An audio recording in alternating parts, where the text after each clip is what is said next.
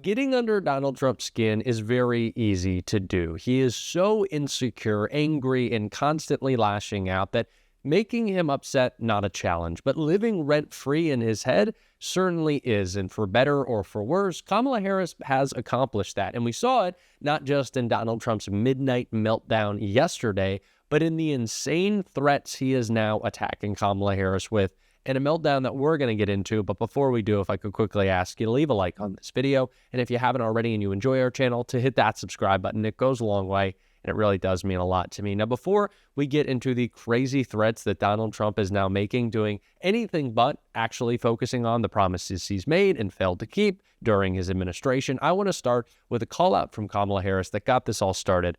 This clip right here. Now, of course, I recognize that America has never fully lived up to these ideals, that for all the gains we've made, the American dream has for decades been slipping further out of reach for so many, and that the American people deserve leaders who make their lives better and make our country stronger. But sadly, we have seen quite the opposite over these past few months. Now, I know tonight's event happens to coincide with the 100 days after the inauguration, and I'll leave it to others to give a full accounting of what has happened so far. But I will say this. Instead of an administration working to advance America's highest ideals, we are witnessing the wholesale abandonment of those ideals.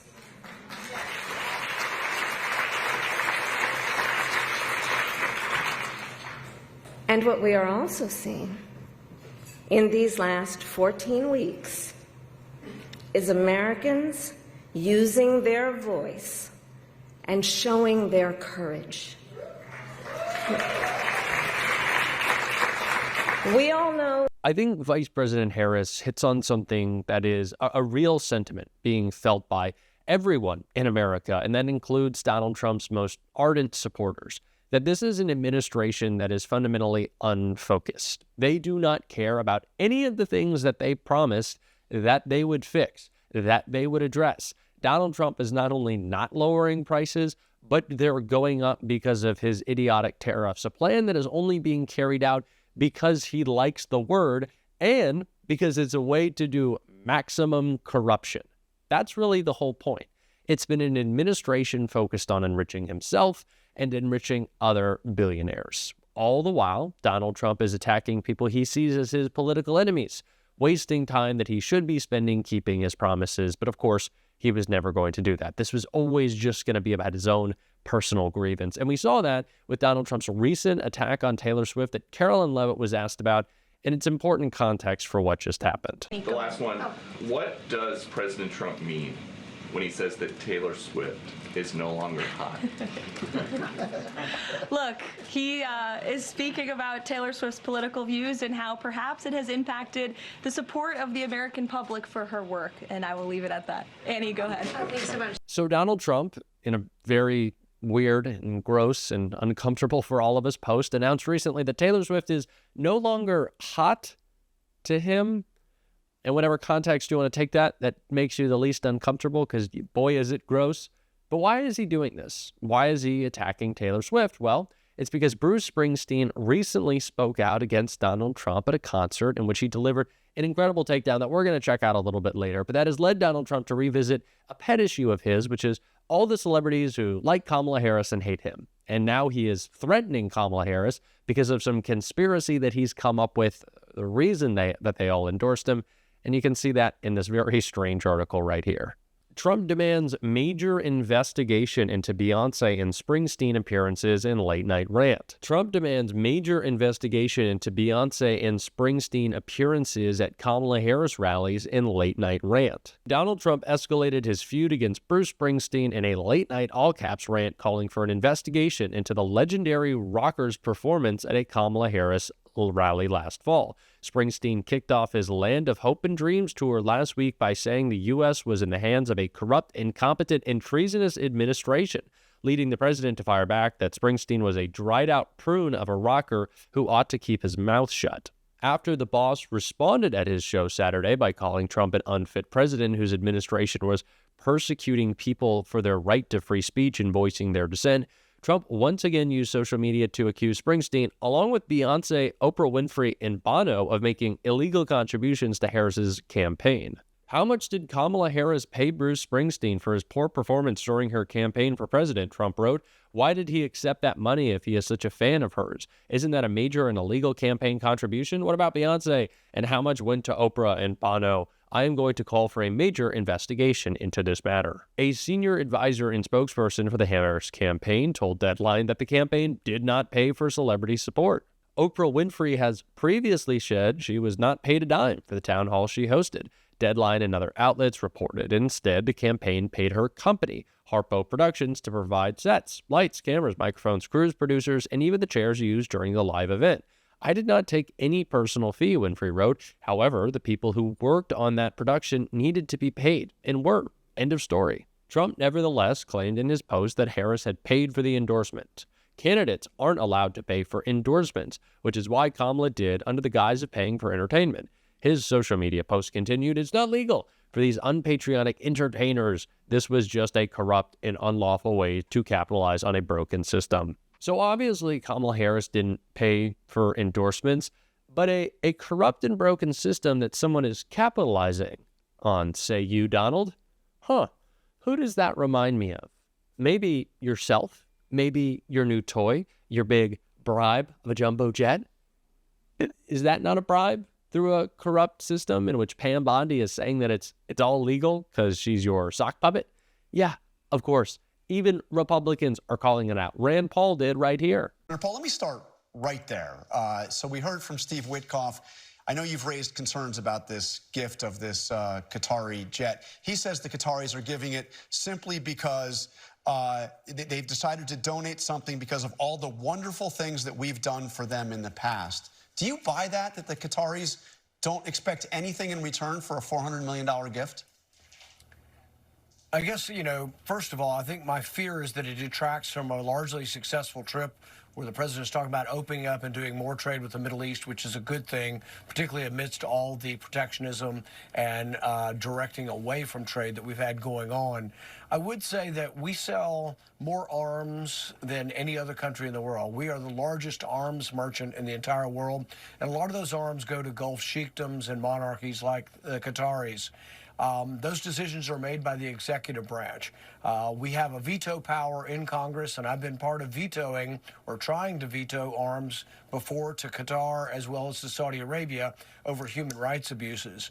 So could it color the perception of the administration if they have a $400 million plane to be more in favor of these things? Perhaps. It at least gives the appearance of a conflict of interest. I don't think it's worth the headache, and I think it's detracting from a largely successful trip to the Middle East, which includes a lot of good things as far as expanding trade. He also said it's a perfectly legal transaction. Do you see it that way? I know you raised questions about the emoluments clause.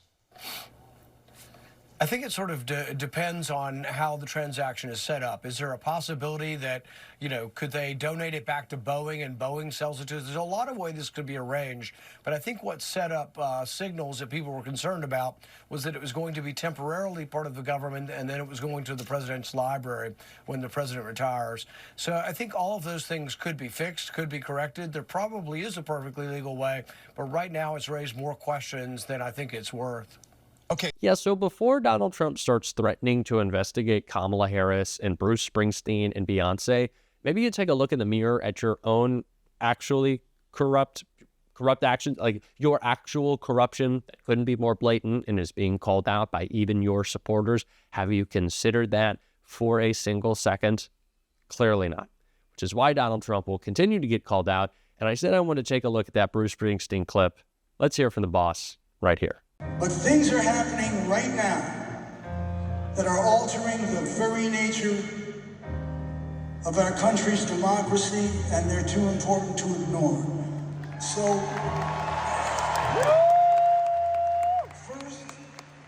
first I want to thank you for indulging me.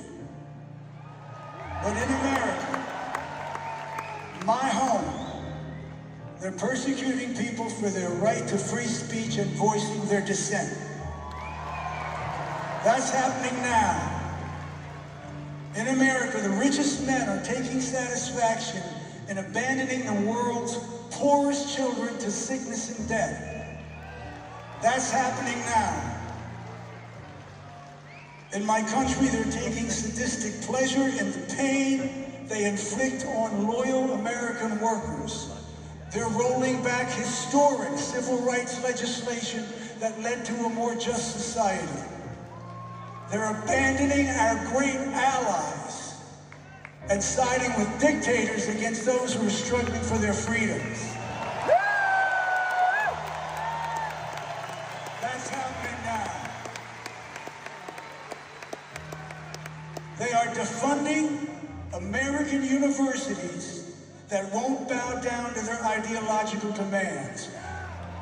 And they are removing residents off American streets without due process of law and deporting them to foreign detention centers and prisons.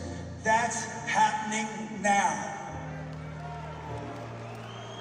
A majority of our elected representatives have utterly failed to protect the American people from the abuses of an unfit president and a rogue government.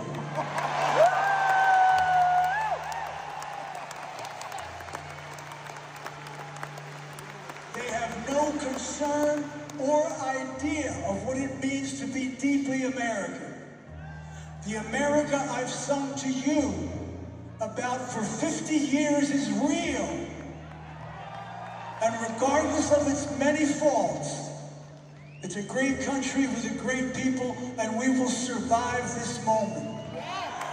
It is so crazy that Donald Trump thinks being the most unpopular person in the country, Kamala Harris would have to pay people to speak out against him instead of maybe this, human quality of care and passion, which Donald Trump does not understand in a context that does not exist within the confines of money and a transactional relationship. It really just goes to show how he thinks about the world, that he thinks everything is transactional because he would never do anything unless he was getting something like a plane illegally that we're going to call out on this show every single day. And if you want to support that, as always, you can hit that subscribe button, leave a like on this video. And if you stuck around at the end, you can drop a blue heart in the comments.